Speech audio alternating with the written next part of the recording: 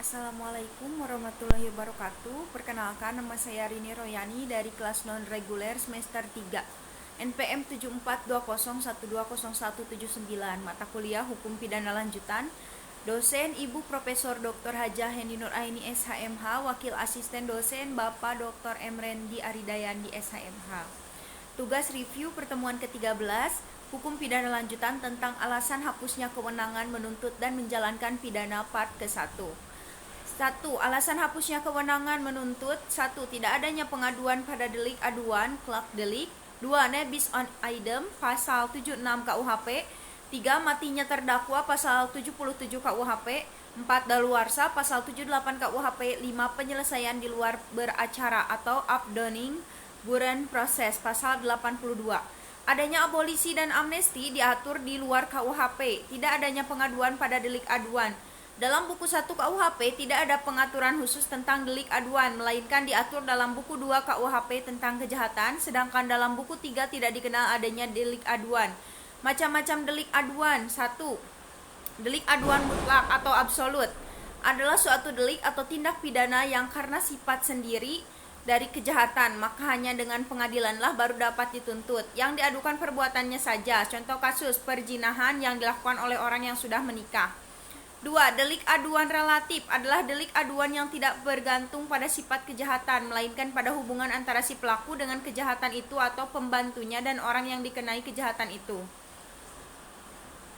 Yang diadukan orangnya saja, contoh kasus mencuri terhadap harta orang tuanya. Keistimewaan atau kekhususan delik aduan absolut. 1. Dalam delik aduan absolut yang diadukan adalah peristiwa hukumnya. 2. Dalam delik aduan absolut, pengaduannya tidak dapat dipisah-pisahkan, on speech bar.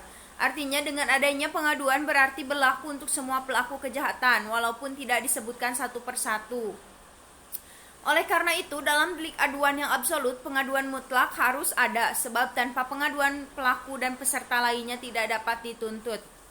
Keistimewaan delik aduan relatif. 1. Dalam delik aduan relatif yang diadukan adalah orang yang disangka telah melakukan tindak pidana.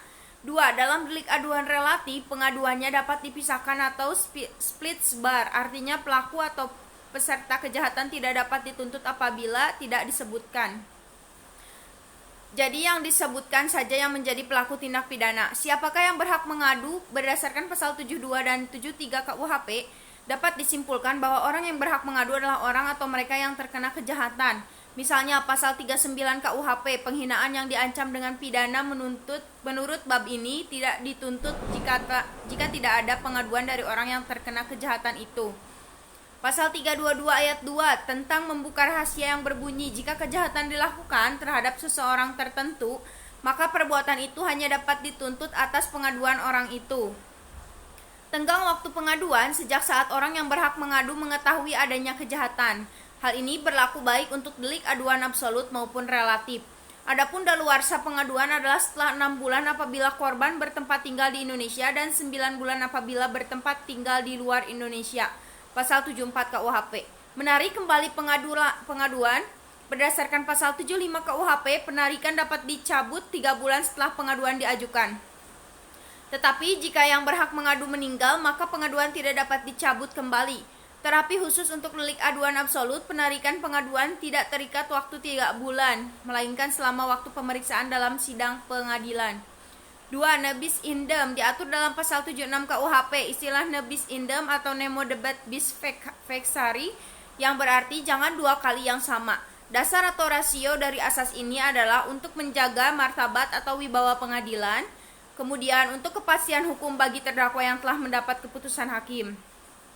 Tujuan dari dasar ini adalah 1. Jangan sampai pemerintah berulang-ulang membicarakan tentang peristiwa yang sama itu juga, sehingga dalam satu peristiwa ada beberapa putusan-putusan yang rupa-rupa yang akan mengurangkan kepercayaan rakyat terhadap pemerintah. 2. Sekali orang sebagai terdakwa harus diberi ketenangan hati. Janganlah orang dibiarkan terus-menerus dengan perasaan terancam oleh bahaya penuntutan kembali dalam peristiwa yang sekali telah diputus. Berlakunya dasar nebis indem itu digantungkan kepada hal bahwa terhadap seseorang itu juga mengenai peristiwa yang tertentu telah diambil keputusan oleh hakim dengan vonis yang tidak diubah lagi. Putusan ini berisi penjatuhan hukuman, veror deling, Dalam hal ini, oleh hakim diputuskan bahwa terdakwa terang salah telah melakukan peristiwa pidana yang dituduhkan kepadanya. Atau B. Pembebasan dari penuntutan hukuman. Dalam hal ini hakim memutuskan bahwa peristiwa yang dituduhkan kepada terdakwa itu dibuktikan dengan cukup terang, akan tetapi peristiwa itu ternyata bukan peristiwa pidana, atau terdakwanya kedapatan tidak dapat dihukum karena tidak dapat dipertanggungjawabkan atas perbuatannya itu. Atau C. Putusan bebas, frisprach. Putusan ini berarti bahwa kesalahan terdakwa atau peristiwa yang dituduhkan kepadanya tidak cukup buktinya. Syarat-syarat mebis indem: 1. Asa putusan hakim yang mempunyai kekuatan hukum tetap. 2. Putusan yang dijatuhkan berlaku untuk orang yang sama. 3. Perbuatan yang dituntut kedua kali adalah sama dengan yang pernah diputus. 3. Matinya terdakwa. Pasal 77 KUHP. Kewenangan menuntut pidana menjadi hapus dengan matinya terdakwa. Hal ini didasarkan karena subjek hukum pidana hanyalah orang, sehingga yang dapat mempertanggungjawabkannya suatu perbuatan yang berupa tindak pidana hanyalah pelaku tindak pidana tersebut. Dalam pasal ini terletak satu prinsip bahwa penuntutan hukuman itu harus ditujukan kepada diri pribadi orang. Jika orang yang dituduh telah melakukan peristiwa pidana itu meninggal dunia, maka tuntutan atas peristiwa itu habis sampai demikian saja. Artinya tidak dapat tuntutan itu lalu diarahkan kepada ahli warisnya. Dalam hal ini ada satu pengecualian, adalah dalam pasal-pasal 367 dan 363 HIR yang menerangkan bahwa dalam hal menuntut denda, ongkos perkara, atau merampas barang-barang yang tertentu mengenai pelanggaran tentang penghasilan negara dan cukai, tuntutan itu dapat dilakukan kepada ahli waris yang bersalah. Sekian review pertemuan ke-13 hukum pidana lanjutan yang dapat saya sampaikan. Wabillahi taufiq wal hidayah. Wassalamualaikum warahmatullahi wabarakatuh.